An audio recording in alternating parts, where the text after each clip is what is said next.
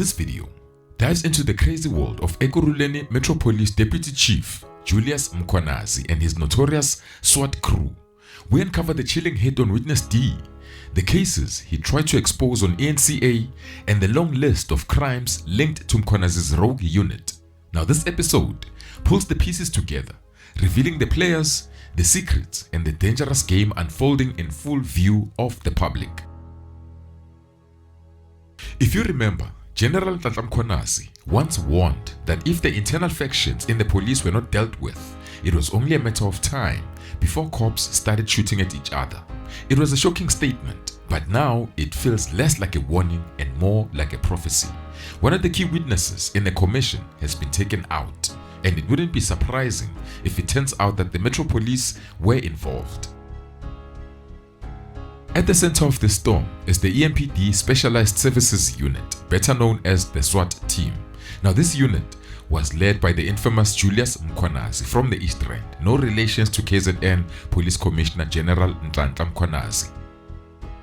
If there's one moment that truly exposed Julius, was the blue lights scandal. The video posted by Mama Cat on Instagram. Now that clip revealed that civilian cars linked to an alleged criminal kingpin, the notorious Cat Matlala, were using blue lights normally reserved for law enforcement. Now soon after, it was discovered that Julius was behind a fake memorandum that allowed Matlala's VIP security company to operate illegally with those lights. Now by the time the scandal hit the news, Cat was already in trouble with the law. But the case blew the lid off the corruption inside the Metro Police in Ekurhuleni and exposed the criminal activities of Julius Mkhwanazi and his SWAT crew. Now for those who don't follow the commission, Julius joined the Metro Police in 2002. Then fast forward to 2014, he was appointed as Chief Superintendent of Specialized Services, the same EMPD SWAT unit now at the center of this storm. Then by 2019, he had climbed even higher, becoming the director of the Specialized Services, overseeing 14 elite task teams, the drug unit, taxi violence task team, truck hijacking task teams, illegal mining task team, and many more. Now as the director, Julius was the real boss of the SWAT teams. You see, he was running the show inside the EMPD, and he made life difficult for anyone who challenged him, even his superiors. Now people feared him, especially with the constant rumors about his close ties to Cat Matlala. Now his superiors were the Deputy Chief of Police and the Chief of Police himself, Mafia, and above them all stood the former Ekurhuleni City Manager, Mashazi. Now Mashazi was widely accused of protecting Julius through every scandal. On social media, people even whispered that the two might have been involved as lovers or something undercover, which is why he kept on getting favors and fast promotions.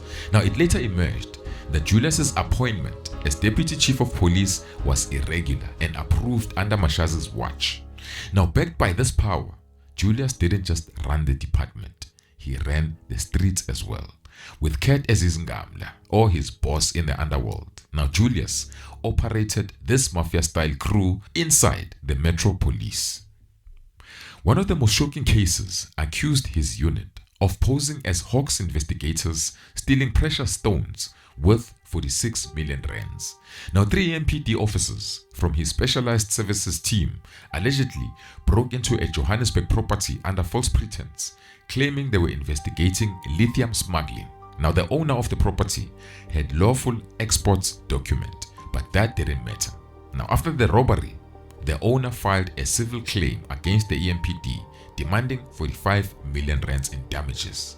Now this was just one example of how Julius's rogue unit blurred the line between law enforcement and organized crime. Then there's the alleged theft of copper cables from a scrapyard in Meyerton, an area completely outside the EMPD's jurisdiction. Now what the officers did was not a lawful seizure of stolen property, it was straight up theft. Now CCTV footage shown to the commission captured the officers loading copper cables and other second-hand goods onto their vehicles. They claimed they were recovering stolen goods, but there was nothing legal about the operation. There was no lawful seizure, no paperwork, no inventory, and no involvement of SAPS, which would have been a requirement for any cross-jurisdiction raid. Now, even worse, the commission heard that the whistleblower who handed over the footage, Jaco Hanekom, was later laid down. Many believe his hit was directly linked to his exposure of the copper theft. Now, this Hanekom is the same man who allegedly phoned Mkhwanazi when they needed to dispose the body in Brakpan. They were also accused of raiding a shop, stealing 29,000 rands worth of cigarettes, kidnapping the shop owner, and later dumping him far from his home, telling him to walk back. Now, these guys weren't acting like the police. They were thugs with badges, and Mkhwanazi was the conductor of the whole choir. But the case now crushing Mkhwanazi is the 2022 Brakpan hit, or the cover-up of the hit. According to Witness D, during a joint operation at the home of a Mozambican robbery suspect in Brakpan, the suspect was tortured. A plastic bag was forced over his head again and again, basically tubing him until he couldn't breathe anymore. Now, while one officer held the bag tight, another one fetched water. Now, the man eventually lost his life under torture. Panic set in, and the officers allegedly discussed planting a gun on the body to make it look like a justifiable shooting by the police. Now, an informant, Jaco Hanekom, supposedly told them the chief will sort this out. And shortly after he was called, Mkhwanazi arrived wearing dark tracksuits. The body was loaded into Van der Merwe's vehicle. Now, according to Van der Merwe, he was ordered by Mkhwanazi to dump the body in a mine shaft or a dam. Now, terrified for his own life, he obeyed. He drove the body to a dam in Niger and left it partially submerged in the water. Then the next day, Van der Merwe burned the clothes he had worn during the incident. Then later, he reported the crime to EMPD and the Hawks, warning that the officers involved were extremely dangerous. But the problem with EMPD, they only acted after the explosive testimony at the Matlala Commission, years after the murder. Now, on the 5th of December 2025, Van der Merwe was shot and laid down outside his home in Brandhurst, Brakpan. He and his wife had just arrived and he was opening the gate when a white Nissan NP200 pulled up. Reports say two shooters spoke to him briefly. The moment Van der Merwe reached for his pistol, they opened fire. Only a few shots were fired, but they were fatal. He was hit in the upper body and he lost his life on the scene. Now, Van der Merwe had reportedly refused witness protection despite the sensitivity of what he had revealed. Now, security officials from the commission urged him to accept protection, but he declined, insisting that he ran his own security company. Now, his murder is widely believed to be retaliation for his testimony. Now, a murder case has been opened and a manhunt is underway for both the shooters and whoever ordered the hit, even though it's obvious. Now, Van der Merwe's assassination is seen as a targeted hit, directly linked to his role as a key whistleblower at the Matlala Commission. Two suspects tried to kill Van der Merwe while he was patrolling for Zamazama movements. Van der Merwe opened an attempted murder case with the police. So Flom ran away from the West Rand, and then he started that same nonsense on the East Rand. So he worked with God Max. All the Zamas that side were looking for him. My second opinion is Plastic City. Zamas opposite the rubbish dump. Take all the plastic stuff off, remove it to Plastic City. There was huge gunfights there. There was guys with AKs and stuff. And a lot of people were losing huge income under the recycling business and stuff. The gentlemen in question were using the Basutus to fight the local Zulu guys there, all armed with AK-47s, and there is a turf war. Apparently, Van der Merwe was scheduled for an ENCA interview where he had planned to expose illegal mining syndicates, working with government officials and powerful business people.